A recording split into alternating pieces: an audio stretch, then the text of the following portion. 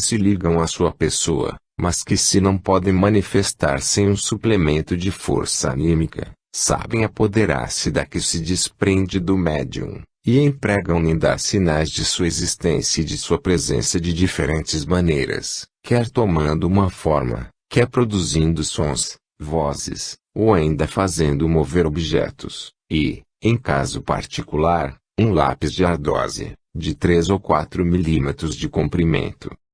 Podem assim dar a conceito circunflexo força em questão, quando ela é abundante, todas as aparências da matéria viva de que falarei depois, ou da matéria inorgânica.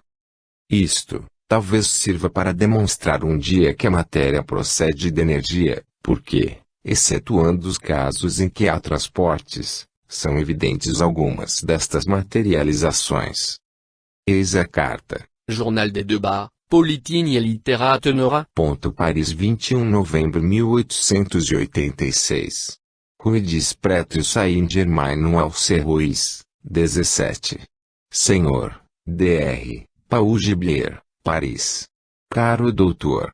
Assisti ontem à noite, com os senhores Patinot, André Lais e uma quarta pessoa, às experiências de Slade, em condições que excluem toda a hipótese de fraude. Enquanto eu me conservava com os olhos fixos nos pés do médium, ouvimos e senti, 2 vezes, 2 pancadas dadas no pé da minha cadeira.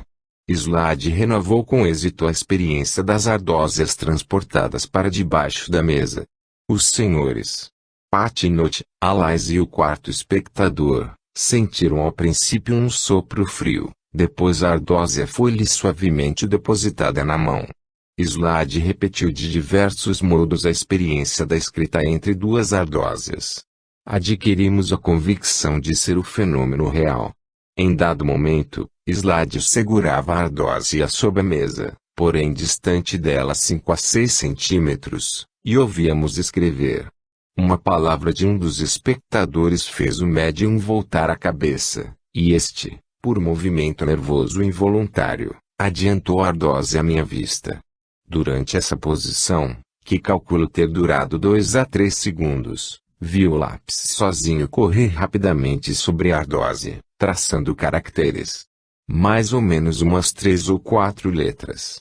Quase imediatamente soaram 3 pancadas e Slade, retirando as ardósias, mostrava-nos as palavras escritas.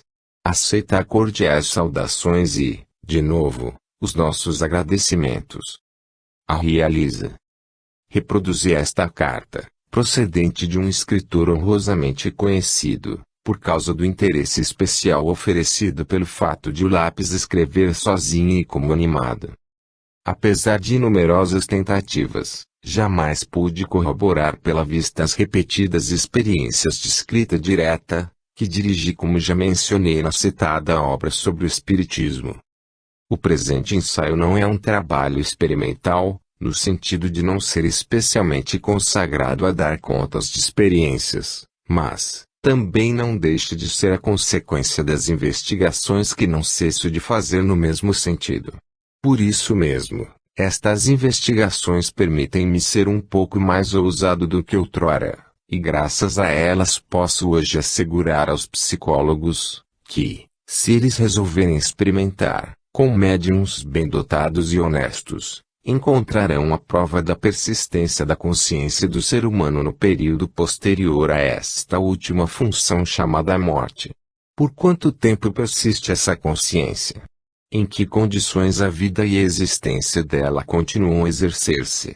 Aí estão outras tantas questões que é bem difícil, não direi resolver, mas abordar no estado atual das ideias que científicas. Entretanto, penso que, antes de muito tempo, o assunto poderá ser discutido tão naturalmente como qualquer outra matéria de fisiologia. Sinto-me feliz, com efeito, em poder informar o leitor de que alguns fisiologistas, ocupando elevadas posições quer em França, quer nos países vizinhos, estão hoje muito em dia com a questão. Seria fazer-lhes injúria supô-los capazes de conservar guardada a luz debaixo do alqueire, em vez de iluminarem com ela os cérebros dos jovens aprendizes de fisiologia, que procuram saciar uma sede inextinguível de ciência, à sombra das cátedras oficiais.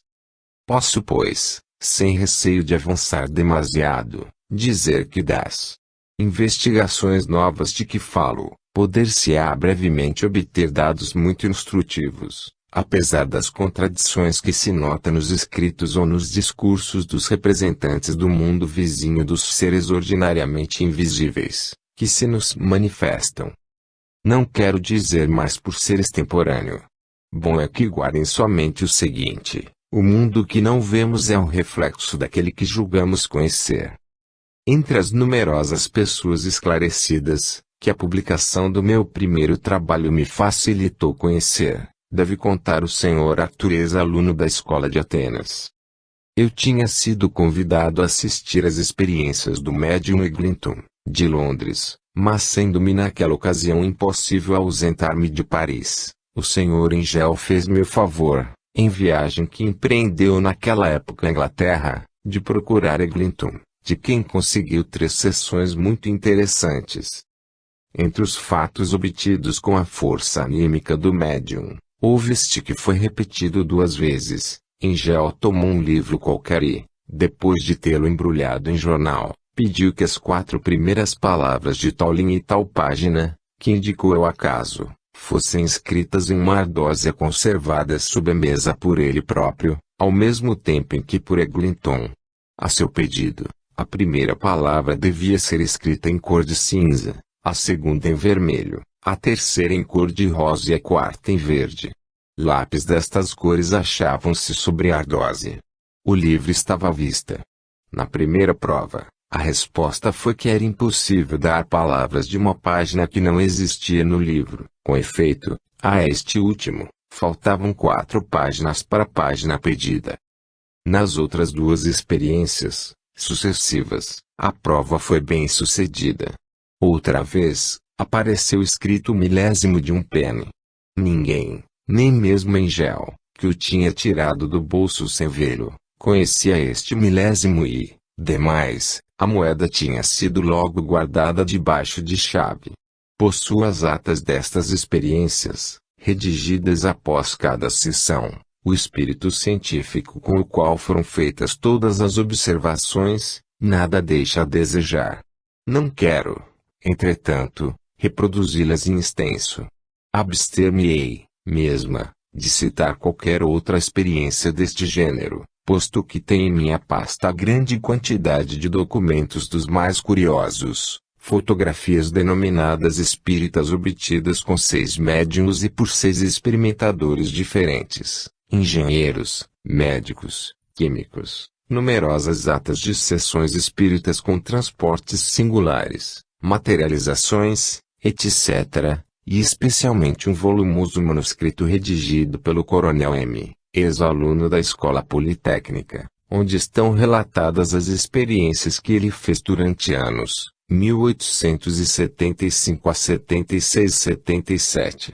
Nas sessões do Coronel M., às quais assistiram notabilidades científicas do Exército, o médium principal era sua filha, adotiva. Um fato que me chamou a atenção, entre muitos outros, nas últimas experiências, os quais mencionam para os iniciadores desses estudos, foi a materialização perfeita de um cãozinho morto havia alguns meses, e que pertencera ao coronel. Já que falei de materializações, acrescentarei, não entrando, porém, em maiores detalhes, porque para os elementos da questão sou sempre forçado a indicar o que já escrevi anteriormente, que nas sessões de materializações tomemos nota, qualquer um pode ver uma pessoa de sua família, morta há mais ou menos tempo, aparecer-lhe e falar-lhe. Podemos apertar a mão da forma materializada, apertar essa forma em nossos braços e ter a ilusão completa de que a pessoa está viva. Ela conversa conosco a respeito de coisas perfeitamente particulares e só conhecidas de ambos. Sua voz não muda. A aparição tem um coração que bate, podemos auscultá-lo assim como os pulmões onde o ar penetra regularmente. Vede as experiências de W. Crookes. Podemos fotografar a forma. Ela deixa-nos a impressão, ou, antes, o modelo da mão e até da cabeça. Há muitos exemplos, com auxílio de parafina derretida, que se faz resfriar rapidamente antes que a materialização se desvaneça. Estes moldes ou formas não guardam sinal de solução de continuidade, nem vestígio de linha de junção, e o modelador, a quem é confiada, fica sem compreendê-los, visto o processo ser inédito, a menos que lhe expliquem. Todos estes objetos, fotografias e modelos ficam como prova inalterável e irrefutável de que não estivemos sonhando. Acrescentemos que estas materializações são produzidas por inteligências operando sobre a força, a energia anímica subtraída ao médium. Como, perguntarão, essas coisas não estão mais conhecidas? Por que não são mais bem estudadas? Responderei que já há longo tempo estas coisas são conhecidas dos sábios, não todos, entretanto, mas devo adicionar que os primeiros que ousaram falar delas viram seus nomes quase arrastados na lama, e sua honra paz tem discussão. De modo que hoje, geralmente, entre os que estudam essas altas e importantes questões, cada um indaga e aprende por conta própria, só, ou com um pequeno grupo de amigos seguros, e guarda tudo para si. E mester dizer-se que palinódias famélicas e venais, assim como fraudes estrondosas fizeram, em torno do assunto, um certo escândalo, bastante para fazer os tímidos hesitarem e para fixar a opinião das pessoas que pensam de acordo com o jornal que leem. Demais, há uma multidão de homens poderosos interessados, por mais de um motivo, em que não sejam divulgados esses novos conhecimentos. Citarei os materialistas cientistas, de um lado, e os espiritualistas religiosos, do outro. Isso não impedirá, seguramente, a verdade de aparecer, e posso dizer que ela se espalha cada vez mais rapidamente entre os investigadores. Mas, quanto tempo perdido! Querem ter uma amostra da maneira pela qual os homens colocados recebem as coisas novas que se não coadunam com as suas ideias. A seguinte anedota ilustrará o caso suficientemente. Quando dei à publicidade o meu primeiro trabalho sobre o assunto de que me estou ocupando agora, haverá 3 anos, fui oferecer um exemplar ao professor Vulpian, ex-decano da Faculdade de Medicina de Paris e membro do Instituto, que em muitas circunstâncias me havia testemunhado grande benevolência. As primeiras palavras que lhe dirigi sobre o assunto, ele quase perdeu a compostura e disse-me bem rudemente, embora com verdadeiro acento de bondade: sabeis que sempre manifestei grande interesse pelos vossos trabalhos, mas devo dizer-vos, agora, que lamento ver-vos abordar um assunto tão escabroso. Ele assegurou-me, sem nunca haver investigado esta matéria, que aí nada havia mais do que fraudes e velhacarias, e se continuasse a ocupar-me com tais coisas, seria um homem a amar. Foram suas próprias expressões. Recordai-vos, meu caro mestre, repliquei-lhe, que, quando o Sr. Boulay apresentou à Academia de Ciências, da parte de um correspondente, uma nota sobre o micróbio da tuberculose, lhe assegurastes que esse germe não podia existir. Porque, dizieis vós, se ele existisse, já o teriam encontrado, visto ser procurado há muito tempo. Não é a mesma coisa, respondeu ele um pouco atrapalhado, o micróbio do tubérculo ver-se, só faltava descobrir o processo próprio a pô-lo em evidência. Exatamente como os fatos de que me ocupo, acrescentei, são palpáveis, mas era necessário um processo particular para torná-los visíveis e tangíveis. Depois, Vulpian morreu, agora ele sabe qual de nós dois tinha razão. Também, para que fui oferecer meu livro a um membro da academia e pedir-lhe, sobretudo, que o apresentasse na seção das ciências. Podemos imaginar a surpresa dos honrados membros do Instituto, escutando uma comunicação como esta: senhores, tenho a honra de depositar sobre a mesa da academia uma memória do Dr. Fulano, tratando de almas do outro mundo e fantasmas, bem como de imagens de espíritos que foram obtidas por meio da fotografia. Certamente, em 1886, era ser ingênuo, Bem reconheço hoje, querer apresentar semelhante trabalho à Academia de Ciências. A hora da apreciação científica não sou para estes fatos, que, indubitavelmente, será um dia o corolário dos conhecimentos humanos.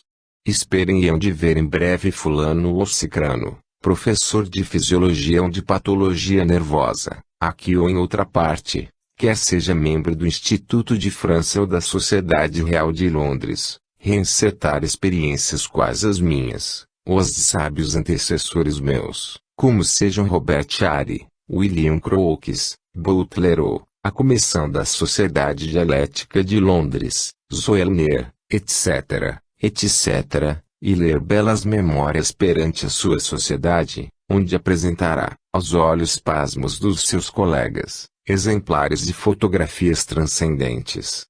E quando já não houver mais lugar para dúvida, os ecos de todos os prelos decantarão a glória, e os que tiverem energicamente negado e repelido a verdade, zelosos deste sucesso, gritarão bem alto que isto não é novo, a fim de parecerem bem informados.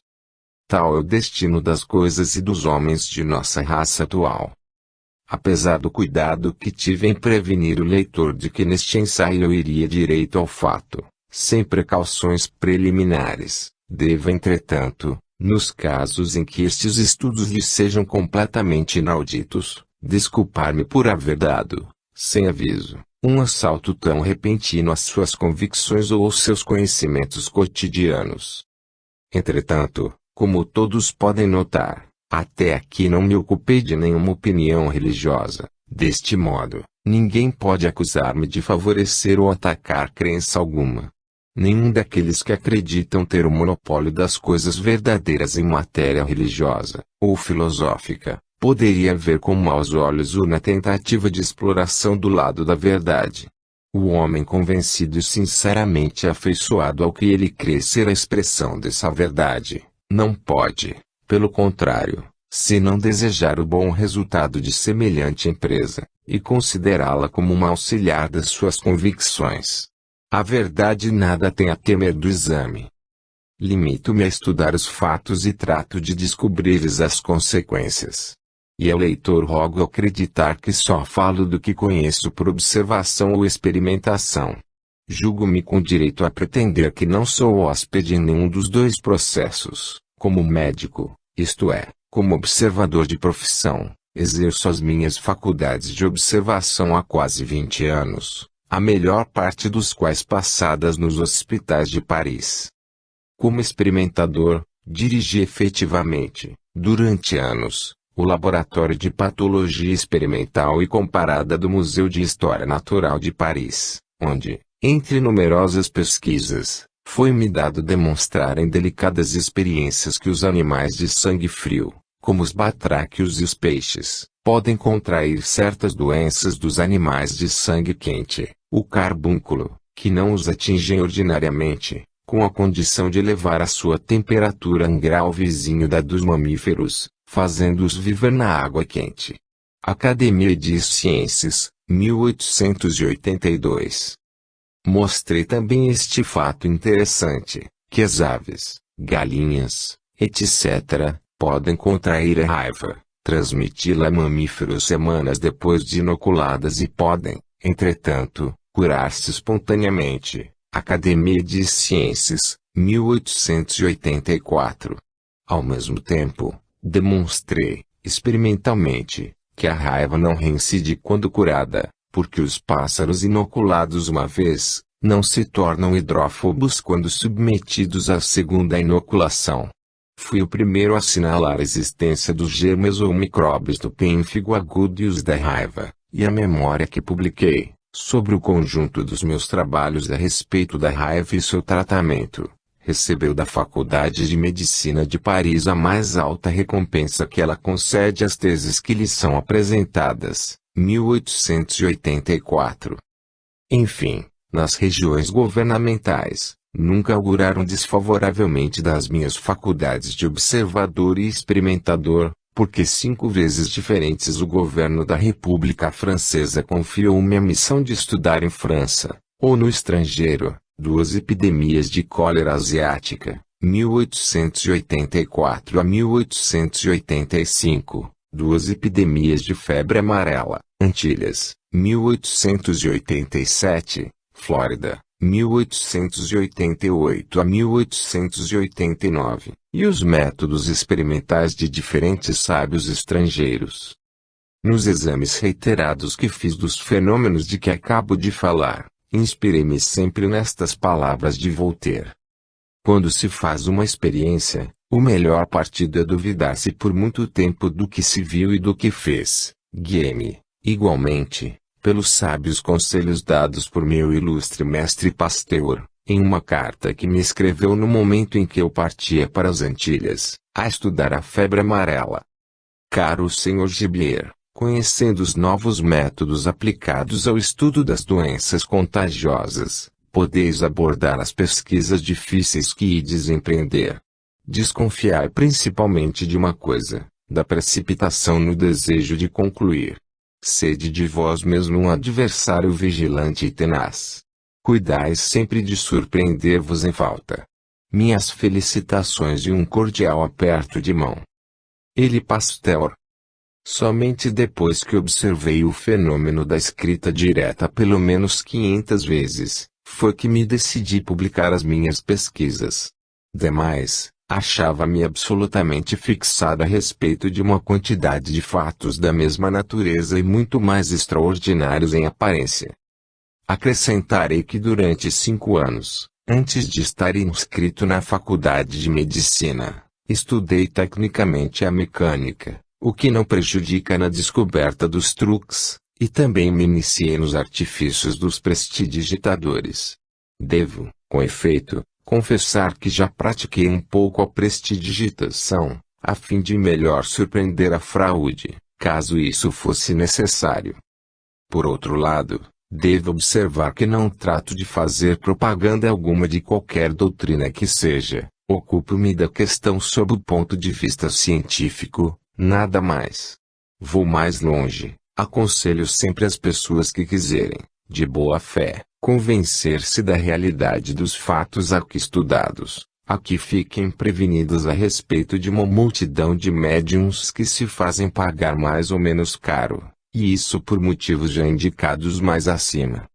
Declaro, enfim, que, embora reconhecendo a existência real das coisas que estudo, de forma alguma me constituo defensor das doutrinas neo-espiritualistas que tomaram, ao menos prematuramente, por ponto de partida e por base, os fenômenos em questão.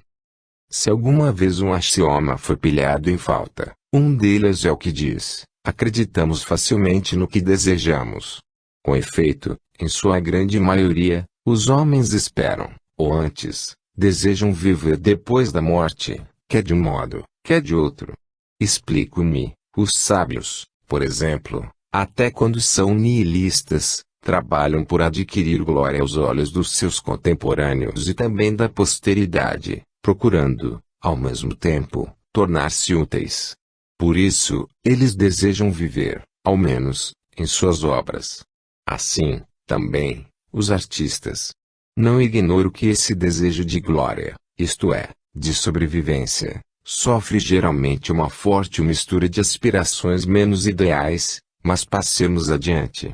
Só quero mostrar que, apesar destes desejos instintivos de imortalidade, a maior parte dos homens mostra-se refratária quando se trata de admitir e estudar os fenômenos mais próprios para a demonstração da possibilidade, não ouso dizer dessa imortalidade, porém de uma outra mais ou menos prolongada sobrevivência da consciência do homem depois da morte. O que há de mais curioso, e ao mesmo tempo de contraditório em aparência, é que a mesma repugnância é encontrada entre muitos espiritualistas.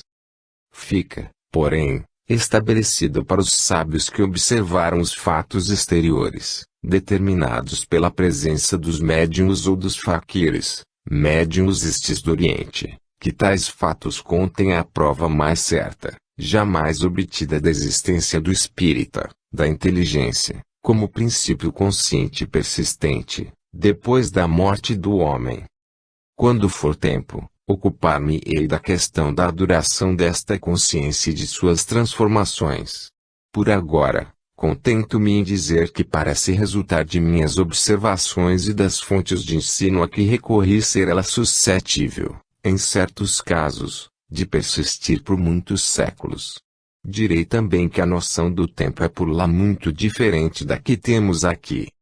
Se o presente ensaio for favoravelmente acolhido pelo público escolhido, ao qual é dirigido, poderei, noutra edição, ligar os diferentes parágrafos, juntando-lhes muitas alíneas que tive de riscar no último momento. Certas passagens, nas quais não julgo ser ainda tempo de insistir, ficarão assim completas. Apesar da reserva, aliás, relativa, que me impus, não posso, entretanto, dispensar-me de indicar sumariamente como se opera o fenômeno da morte, segundo os novos dados que a ciência futura já nos deixara obrigar. Vimos que, à imagem do macrocosmo, o homem compõe-se de 3 partes fundamentais: a matéria, corpo, a energia, alma, a inteligência, espírito. Cada uma destas partes poderia ser considerada sob vários aspectos, que seriam como outras tantas subdivisões delas, mas ainda não chegou o tempo de entrar-se nos detalhes de uma hiperfísica mais complicada. Quando chega a morte real, o que abandona o corpo, em primeiro lugar, é o espírito e sem dúvida de modo mais ou menos rápido, segundo o gênero de morte. Ao mesmo tempo, certa parte da energia anímica se dissipa logo e volta para o reservatório comum de energia universal, e isso gradualmente. Outra parte dessa energia permanece ligada ao espírito, que, sem ela, voltaria, talvez, à inteligência universal, como a matéria do corpo e uma certa quantidade de energia voltam à matéria e energia ambientes. Mas, só mais tarde, se o corpo não é imediatamente destruído pelo fogo ou qualquer outra causa destrutiva, é que a força anímica abandona definitivamente o corpo. Noutros termos, a morte intelectual chega em primeiro lugar, a morte anímica depois, gradualmente também, e de modo mais ou menos rápido, segundo o gênero de morte. A temperatura do lugar é, por assim dizer, a morte celular sucessiva. A vida, anima, deixa as células uma a uma, e a nova personagem da nova vida só fica definitivamente constituída quando a força anímica, espalhada nas diferentes células, que são os diferentes glóbulos do corpo, as abandona para unir-se ao espírito, ao qual ela se dirige, em virtude de uma lei análoga das atrações diversas que observamos, e cuja causa por enquanto nos é desconhecida. Assim como a matéria, mesmo suposta no estado de repouso completo, encerra a energia potencial, assim também a força anímica contém inteligência em germe, ou no estado potencial. A matéria seria, pois, segundo este prisma para o qual chama a atenção do leitor, uma modalidade em evolução para a energia da qual ela parece proceder, como essa estaria em evolução para a inteligência, de que tudo procede e para a qual tudo volta num perpétuo círculo que os antigos iniciada figuram pelo Ouroboros, a serpente que vive a demorar-se, enrolada em círculo, dentro do qual um triângulo descendente e os outros ascendentes estão entrelaçados, indicando as duas correntes em sentido contrário, que são a vida do mundo. E é também o que quiseram significar os iniciadores religiosos da humanidade em suas Bíblias, onde escreveram que o Espírito criou o mundo do nada, isto é, de si mesmo. As células animadas contendo inteligência no estado embrionário, se posso exprimir-me assim, manifestam essa inteligência à maneira dos seres inferiores, vibram, assimilam, desassimilam, procriam e lembram-se.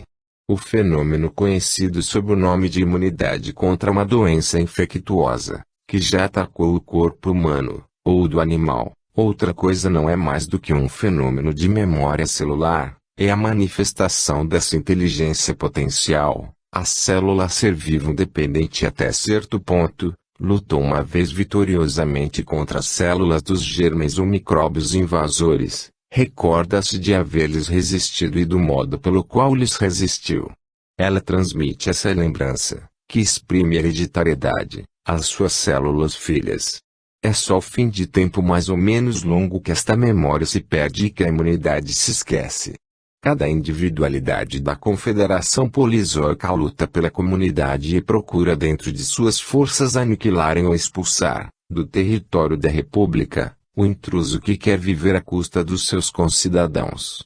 Em resumo, cada célula do nosso corpo é um ser vivo, um animal representando a imagem microscópica do homem, é formada de matéria, de energia e de inteligências proporcionais.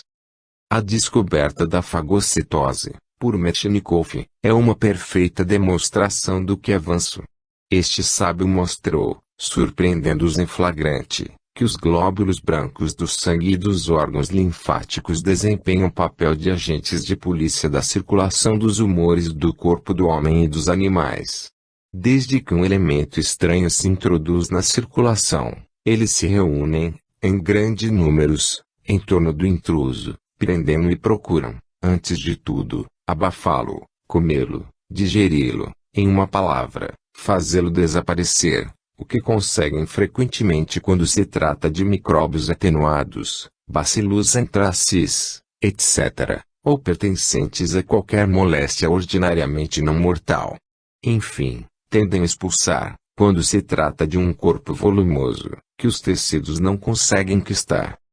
Penso que esta teoria da imunidade ainda não foi apresentada, e submeto ao juízo da crítica científica, com a segurança de que um dia lhe hão de reconhecer a veracidade. Esta digressão a respeito da vida celular parece-me indispensável para dar uma ideia verdadeira da natureza do homem e seus elementos constitutivos. Ela constitui um contingente da natureza das coisas de que neste momento faço análise. Lancemos ainda um olhar sobre esta questão. Um fato demonstrativo de que, em condições ordinárias, a morte anímica, seguindo-se a morte intelectual, só sobrevém progressivamente, é a descoberta do enxerto epidérmico, feita pelo meu antigo colega dos hospitais de Paris, o Dr. Reverdin, de Genebra. Sabia em que consiste este enxerto. Em seguida largas perdas de substância, a fim de favorecer o desenvolvimento de uma superfície de revestimento, em uma palavra, para substituir a epiderme destruída, tiram-se, de outros pontos do corpo, parcelas epidérmicas, que são transplantadas sobre a ferida em via de cicatrização. Estes enxertos continuam a viver no ponto em que foram fixados, e desenvolvem-se mesmo em sua periferia. À vista disso, eles não perderam desde o momento em que foram separados do corpo. Ainda mais, podem-se tirar fragmentos da epiderme e mesmo grandes pedaços da pele de um cadáver, muitas horas depois da morte, e ver os elementos anatômicos destes órgãos continuando a viver sobre o corpo vivo onde foram enxertados, ou de que estão saturados. Por conseguinte, apesar da morte, eles não tinham morrido. É hoje um fato de alguma sorte banal e em que se tem variado não só as aplicações, como também os ensaios, de um ponto de vista puramente experimental.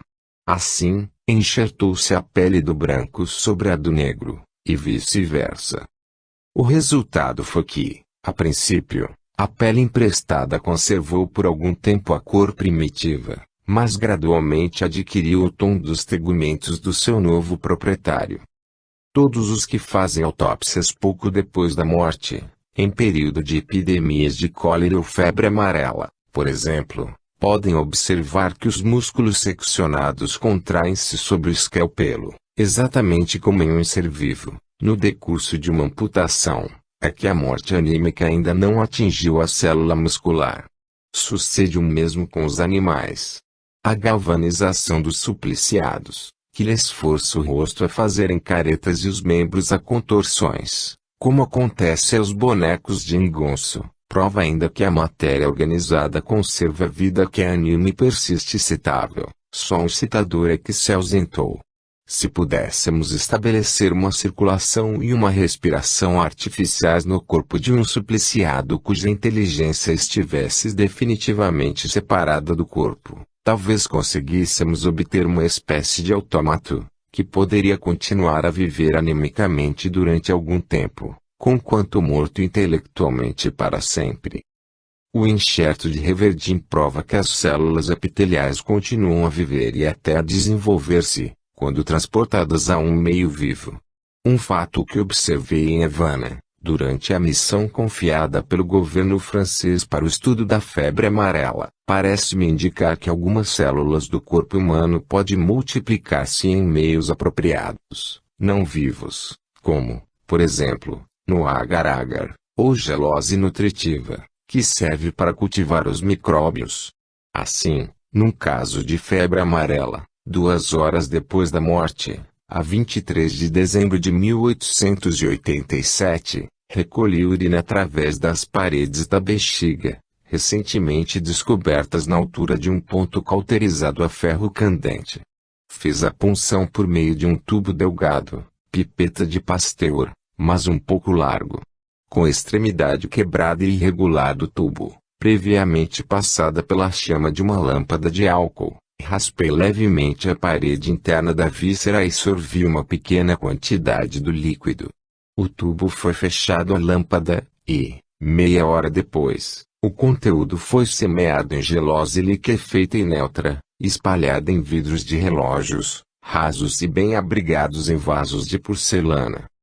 Não descobri nenhuma colônia de micróbios, mas tive a agradável surpresa, ao cabo de alguns dias, de ver aparecer, no meio transparente da gelose, certa quantidade de películas esbranquiçadas e irregulares, que aumentavam de volume todos os dias.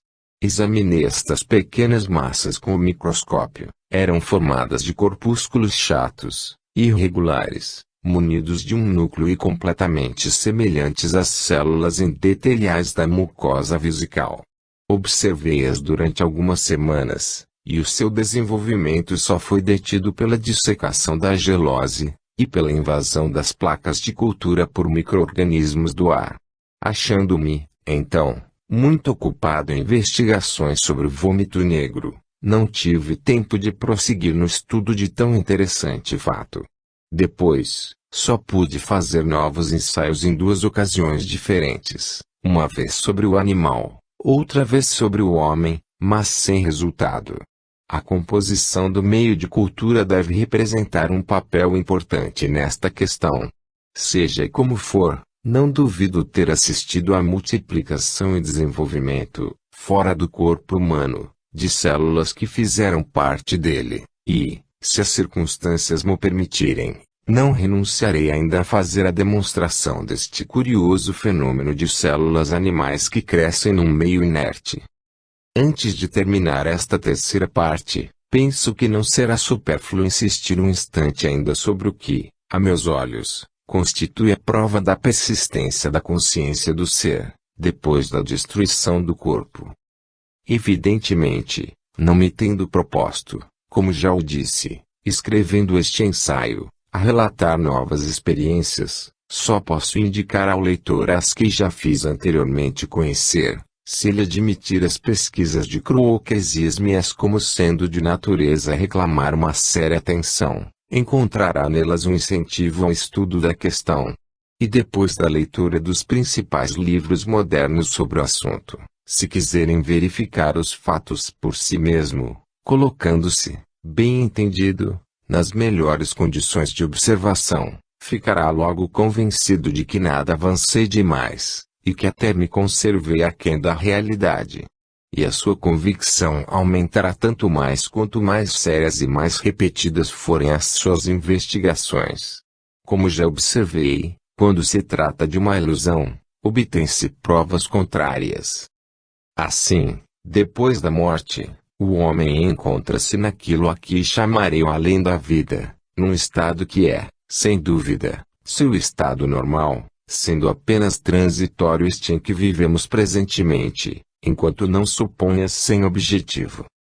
As experiências de que falei não são os únicos fatos que concorrem para demonstrar a existência desta grande verdade. Como já citei acima, a obra recente, intitulada Phantasm of the Living, é um livro escrito por diversos sábios distintos, onde se encontram numerosas observações de pessoas que apareceram, quer durante o sono natural ou hipnótico, quer no momento da morte, aparentes e amigos distantes, sendo impossível não admitir que seja coisa diversa de uma coleção de acidentes fortuitos, repetindo-se sem cessar.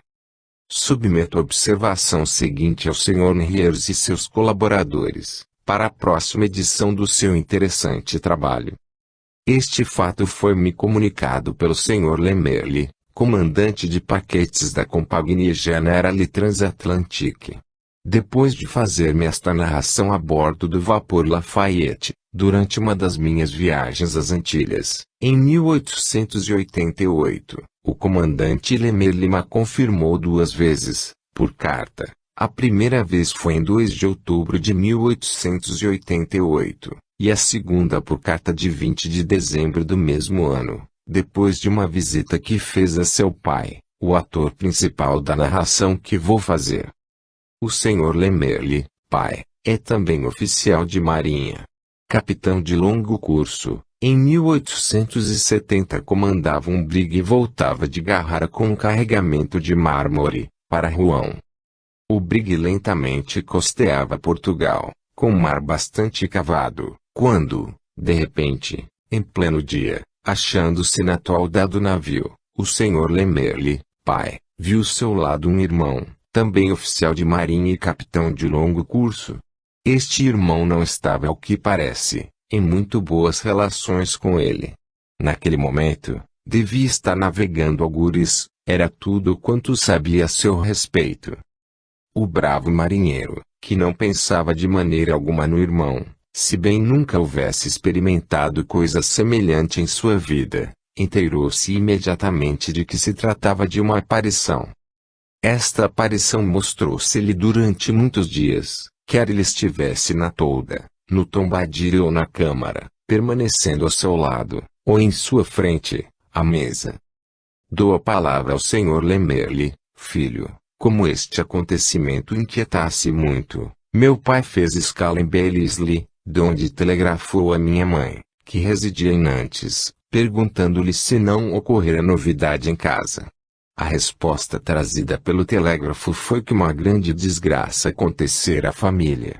Meu tio Toussaint, o irmão de meu pai, o mesmo cuja imagem lhe aparecera obstinadamente alguns dias antes, tinha sido arrebatado por uma vaga, ao atravessar o Atlântico, no navio que comandava. Foi a única vez em sua vida que meu pai observou semelhante fenômeno. Em sua segunda carta, o Sr. Lemerle, que ia ocupar um lugar nas Antilhas, escreveu-me a respeito de perguntas que eu lhe rogara fizesse a seu pai sobre diversos pontos concernentes à aparição. Antes de partir de França, consultei meu pai sobre a visão que ele me contou outrora haver visto. Não há absolutamente nada a alterar no que vos narrei a bordo do paquete Lafayette.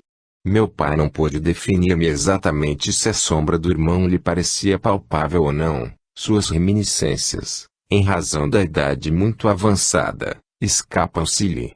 Recebei, etc. F. Lemerle, capitão comandante dos paquetes da Compagnie Generale Transatlantique.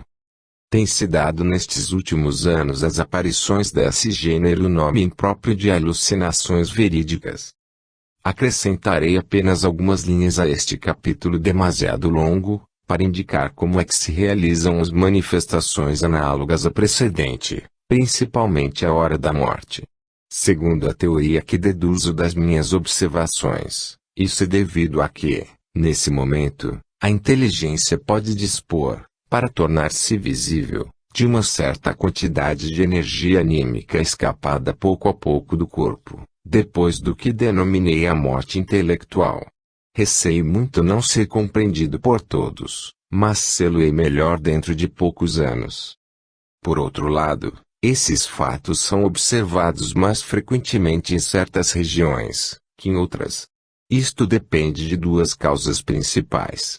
Em primeiro lugar, certas raças, os escoceses e os suecos, por exemplo, são mais particularmente predispostos aos fenômenos de vista dupla, à materialização da força anímica, etc. Além da influência da raça, talvez haja aí também um efeito devido à ação magnética do lugar.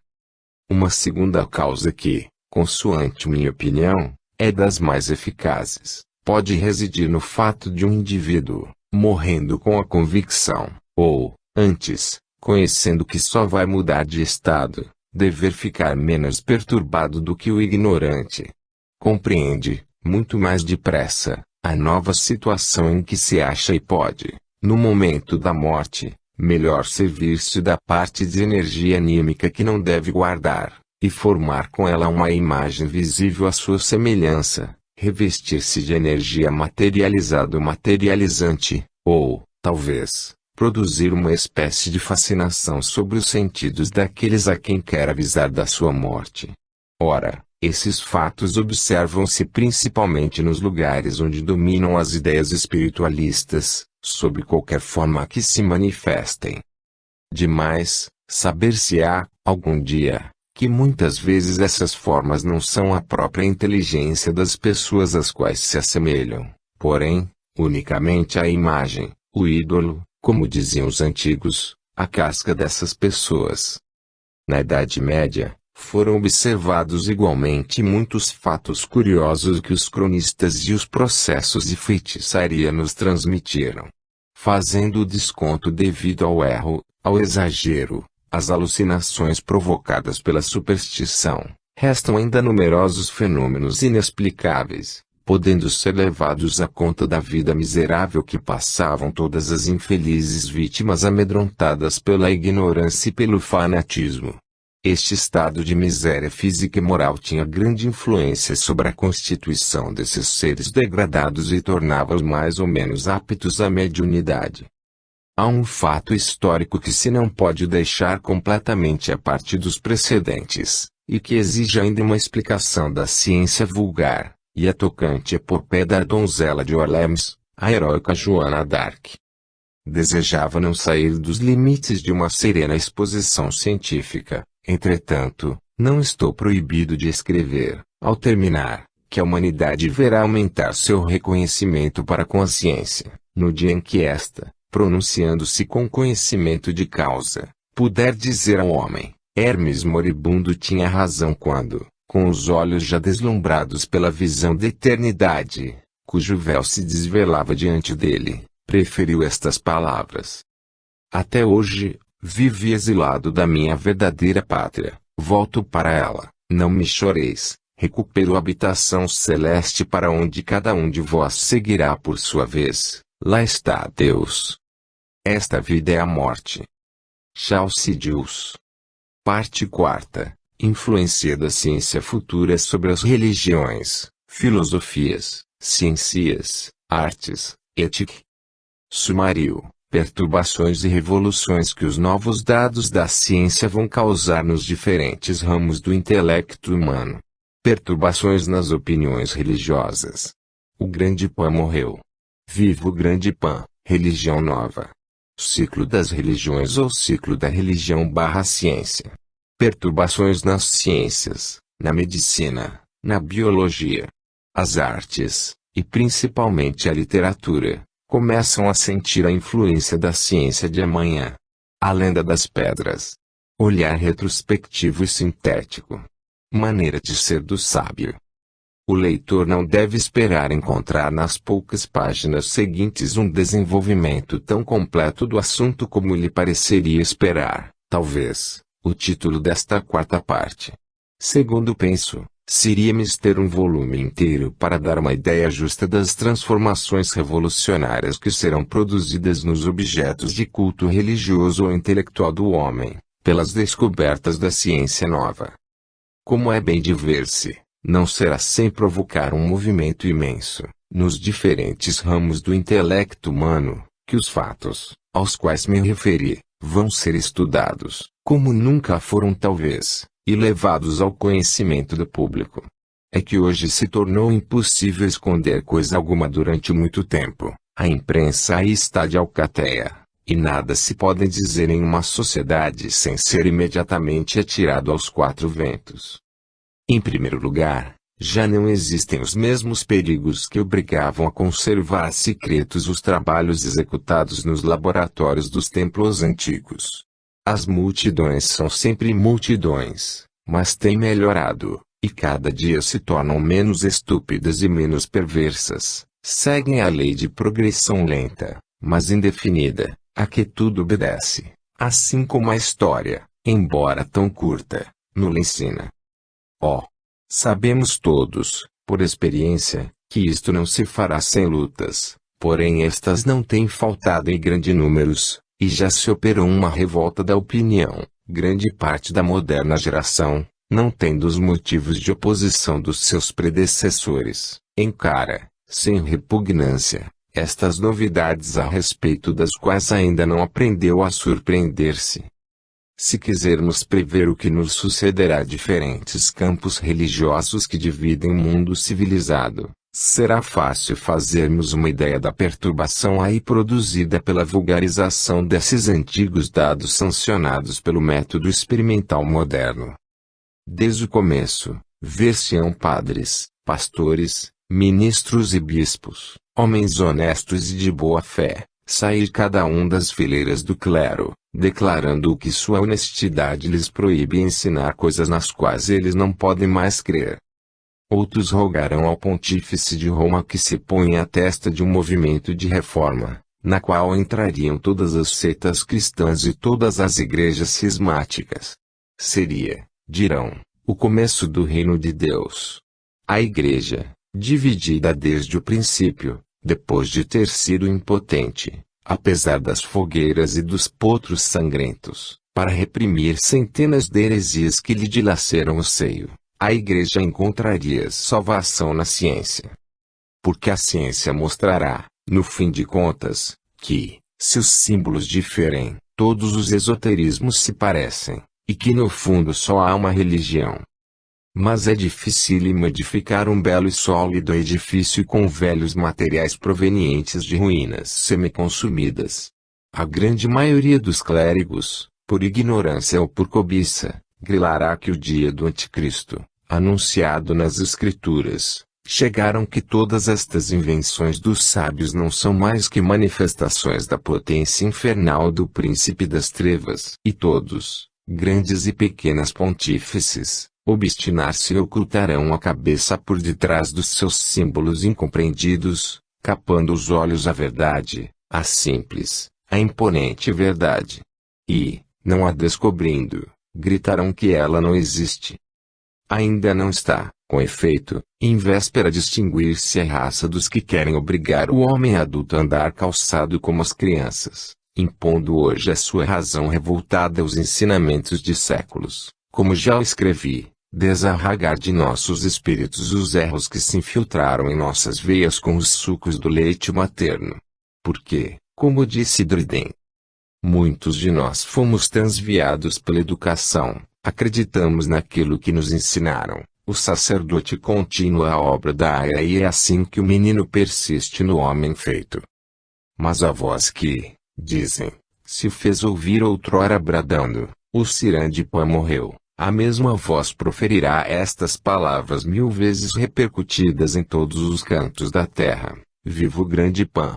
Porque uma nova religião vai surgir, seus adeptos serão reconhecidos, porque não hão de vociferar anátema contra ninguém. Eles dirão, ao contrário, fora da nossa igreja, haveria salvação, ainda mesmo quando conseguissem permanecer fora dela. Mas, isso não é possível, porque ela chama-se mundo e, sob este título, é verdadeiramente universal, e a igreja de Pan, a igreja do grande todo.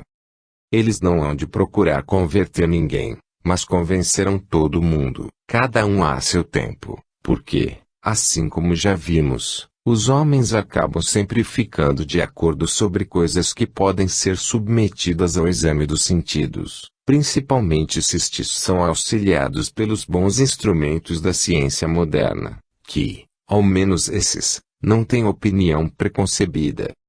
Ensinarão que devemos tudo submeter ao julgamento da nossa razão e nada aceitarem sem exame. Proibirão que se acredite e aconselharão que aprendam para saber. Eles não marcarão limites ao possível do conhecimento como fazem os positivistas. Não dirão aos homens, amai-vos uns aos outros, mas, amai-vos a vós mesmos. Mas, sabei que não conseguireis amar-vos a vós mesmos se não amardes os outros, tanto mais que a vós. Coisa que, algebricamente, se exprime por esta fórmula: o altruísmo é o egoísmo verdadeiro.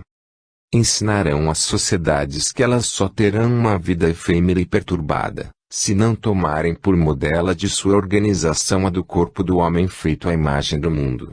E assim, hão de acabar as guerras fratricidas entre os membros de uma mesma nação.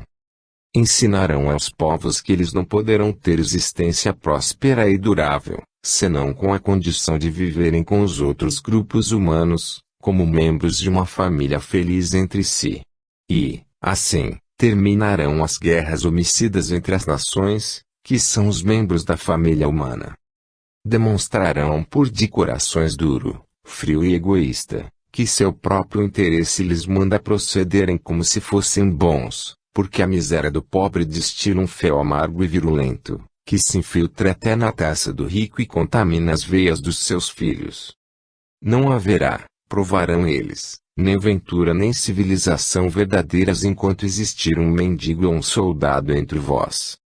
Seus conselhos não terão outro credo senão os dados do método experimental. Seu culto será o do progresso humano para o não sofrimento, e ganharão o mundo sublunar a sua sinarquia fraternal. Assim, terminará um ciclo a mais, o ciclo das religiões. No começo das sociedades humanas, com efeito, a religião confunde-se, rudimentar e fetichista, com a ciência do homem infantil e sem princípios. Mais tarde, ao passo que a ciência se desenvolve, ela se desvia da religião primitiva. Mas a ciência caminha, e quando toca ao seu zênite, confunde-se de novo com a religião. Mas, quão diferentes são as coisas, no princípio a ilusão, a ignorância, no apogeu a clara e brilhante verdade, preparando a era da fraternidade real. Utopias? Certamente, hoje que a anarquia reina em toda parte, anarquia nas ideias religiosas e filosóficas, nas ideias políticas e sociais, anarquia nas nações e entre as nações, em toda parte anarquia. Os povos, no fim do século XIX, tinham feito acumulações de energia homicida sob a forma de engenhos aperfeiçoados, ó barbaria científica, e uma faísca fará tudo explodir. Um medonho cataclismo de ferro, sangue e fogo ameaça a Europa, e a insânia da carnificina propaga-se por toda a superfície da terra, ao passo que a força, a inteligência e ouro despendidos para espalhar a morte, semear a desgraça e as lágrimas, poderiam seguramente criar uma média de felicidade terrestre perfeitamente satisfatória, tanto no plano material quanto no plano moral. Por isso, ainda não chegou o dia da vitória da justiça fraterna, e nada parece anunciá-lo, hoje que os povos veem tudo cor de sangue, mas, quando o furacão passar, quando os que sobreviverem abrirem os olhos, o mal produzirá o bem. Depois do que havemos dito, será mister mostrar a que governo obedecerá ao leme da filosofia sob o impulso da ciência nova. Penso que não. Podemos bem conceber que, com o auxílio dos conhecimentos positivos, cuja aquisição na fisiologia vai ser possível, a filosofia dará um grande passo para a frente, porque os limites do cognoscível estão já consideravelmente recuados, ao menos para alguns dentre nós. Não insistirei mais a respeito das mudanças que prevejo nas ciências. A influência da nova ciência, por enquanto, fez-se pouco sentir sobre as artes propriamente ditas, mas a literatura já está cheia de produções em que o talento sobra e cujos assuntos são por ela inspirados. O que às vezes falta aos seus autores é o conhecimento real e não raro, a sinceridade. Uma arte que tende de mais a mais a tornar-se uma ciência. A medicina vai receber um impulso extraordinário, quando laboratórios forem instituídos para as pesquisas psicológicas, Porque há que criar laboratórios cujos trabalhos e descobertas terão consequências tais que nenhuma das ciências contemporâneas pode dar uma ideia. São os laboratórios e é o Instituto da Futura Ciência. Os que se dedicarem a estes estudos, no caráter de sábios, cobrir-se-ão de glórias. Seus nomes irão mais longe ao tempo e na posteridade, do que os de qualquer dos cientistas atuais. A primeira nação que animar as investigações desta